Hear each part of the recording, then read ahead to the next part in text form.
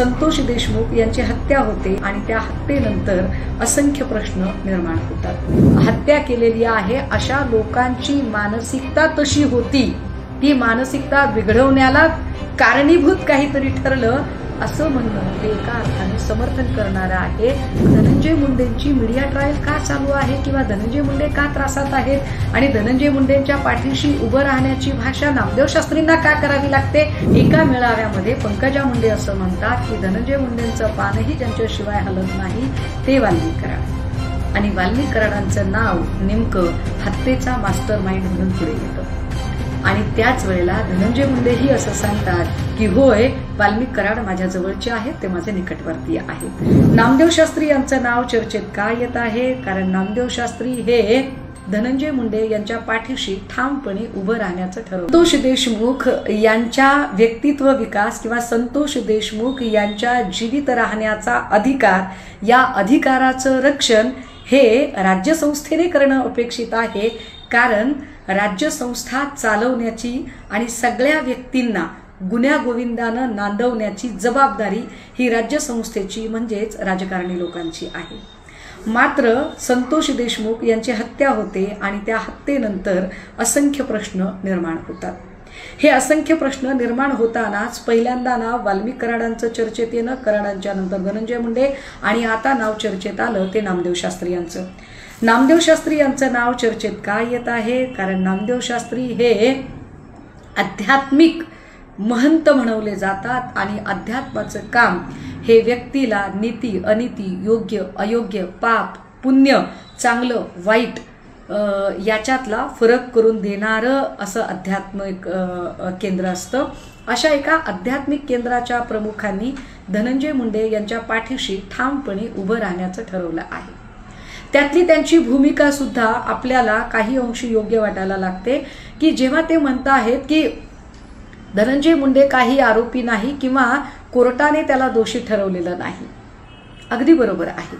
माध्यमे असतील किंवा पत्रकार असतील, लेखक, सामाजिक कार्यकर्ते किंवा कुणीही, याच्यातला कुणीही किंवा कायदा कुणीही असं म्हणत नाहीये की धनंजय मुंडे हे गुन्हेगार आहेत किंवा धनंजय मुंडे हे आरोपी आहेत।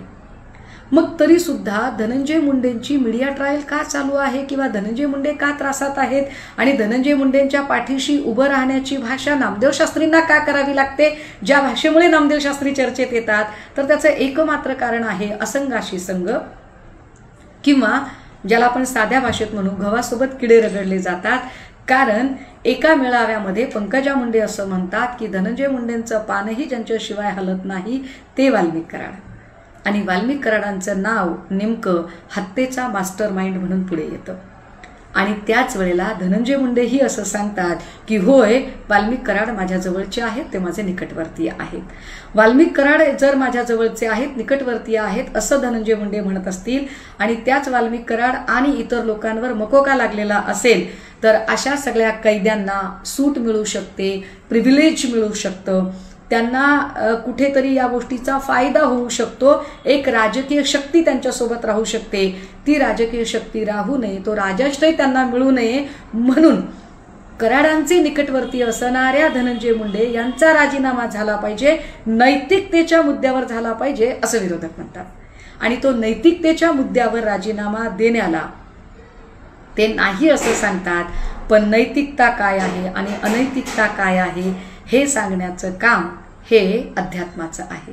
आणि अध्यात्माचे गुरु असणारे महंत शास्त्री असं सांगत आहेत की मला नाही वाटत की धनंजय मुंडे हा चुकीचा व्यक्ती आहे, मी त्याच्या पाठीशी उभा आहे। शिवाय त्याला जोडून एवढ्या वाक्यावर कदाचित गदारोळ झाला नसता, पण एक दुसरं महत्त्वाचं वाक्य त्यांनी उच्चारले आणि ते असं म्हणतात की मुळात संतोष देशमुखची हत्या का झाली त्याचं कारण शोधा, मुळात ज्या लोकांनी हे पाऊल उचललेलं आहे त्यांची मानसिकता काय होती ते समजून घ्या। थोडक्यात काय, हत्येचं ज्यांनी हत्या केलेली आहे अशा लोकांची मानसिकता तशी होती, ती मानसिकता बिघडवण्याला कारणीभूत काहीतरी ठरलं असं म्हणणं हे एका अर्थाने समर्थन करणारं आहे। आणि जे नैतिकतेला धरून नाही, जे चूक आहे आणि चूक असल्यामुळेच आध्यात्मिक क्षेत्रातल्या व्यक्तीकडून अशी चूक होणं अजिबात अपेक्षित नाही, म्हणून ही सगळी चर्चा होती. कदाचित ही चर्चा महंत शास्त्री यांच्यापर्यंत सुद्धा पोचेल आणि त्यांनी सुद्धा ही भूमिका नीट समजून घ्यावी की आपल्या बोलण्याचा विपर्यास होत नाहीये, तर आपण जे वाक्य उच्चारलेलं आहे त्या वाक्याची कुणी सहमत असू शकत नाही. मंडळी, ही पहिली वेळ नाही आहे की अध्यात्माने राजकीय क्षेत्रामध्ये हस्तक्षेप करावा. खरं तर राजकारणाचं अध्यात्मीकरण झालं पाहिजे असं अनेकांना वाटू शकतं, मात्र अध्यात्माचे राजकारण व्हावे असं कुणालाही वाटणार नाही. पण दुर्दैवाने आपल्याकडे अध्यात्माचे राजकारण होत आहे का अशी परिस्थिती असंख्य वेळा निर्माण होते. अगदी तुम्ही 7-8 वर्षांपूर्वीचा 7-8 पण नाही 5-1 वर्षांपूर्वीचा जर काळ बघितला तर तुम्हाला अजून एक उदाहरण आठवेल. संजय राठोड यांचं नाव प्रचंड चर्चेत आलं होतं आणि संजय राठोडांच्यावर जेव्हा पूजा चव्हाणच्या हत्येचे आणि असंख्य वेगवेगळे आरोप लागले होते त्यावेळेला संजय राठोडांचीही प्रचंड मीडिया ट्रायल चालू होती. संजय राठोड कुणाशी बोलत नव्हते, भेटत नव्हते, परंतु 10-15 दिवसानंतर संजय राठोड पोहरादेवीला पोचले आणि पोहरादेवीच्या महंतांनी सांगितलं की होय, पोहरादेवी गड हा संजय राठोडांच्या पाठीशी आहे. त्याचा परिणाम काय झाला ते आपल्या लक्षात आलं असेल.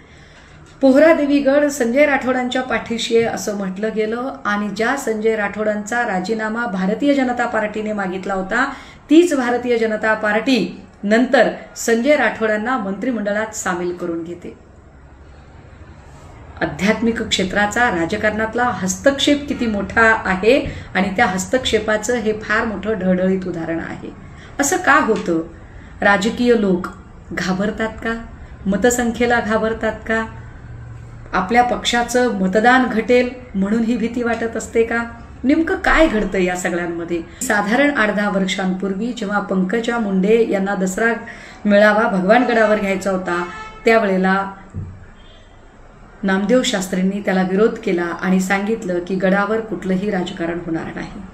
हे फार उल्लेखनीय आहे की नामदेव शास्त्री यांची महंत म्हणून त्यांना जे स्थापित केलं गेलं तेच मुळात पंकजा मुंडे यांचे वडील कालकथित लोकनेते गोपीनाथ मुंडे यांच्याकडून. गोपीनाथ मुंडे यांच्या संकल्पनेतून गड उभा राहिला आणि गडावर न्यायशास्त्री म्हणून नामदेव शास्त्री यांना स्थापित करण्यात आलं आणि नामदेव शास्त्रींकडूनच हा फतवा काढण्यात आला, किंबहुना हा निर्णय झाला की या गडावर कुणीही राजकारण करायचं नाही. पंकजा मुंडे दर्शनाला आल्या तर त्याला विरोध नाही, पण पंकजा मुंडेंना आम्ही दसरा मेळाव्याला येऊ देणार नाही, आम्ही त्यांना कुठलंही राजकारण गडावर करू देणार नाही. तेव्हापासून गडावरून कुठलीही राजकीय भाषा होणार नाही असा एक निर्णय झाला होता. आत्ता त्याच शास्त्रींनी धनंजय मुंडे यांच्या संबंधाने एवढे सगळे वादप्रवाद चालू असताना एक राजकीय उद्घोषणा करणं, किंबहुना राजाश्रय त्यांच्यामुळे मारेकऱ्यांना मिळत आहे असं म्हणून नैतिकतेच्या मुद्द्यावर त्यांनी राजीनामा दिला पाहिजे असं म्हणताना त्यांनी राजीनामा देण्याची गरज नाही या आशयाचं विधान करणे हे निश्चितपणे राजकीय आहे, म्हणून त्याची चर्चा होतीये. अध्यात्माचे काम करावे. अध्यात्माने राजकारणात जर शिरकाव केला तर मग संसद, विधिमंडळ या वास्तूंची गरज काय?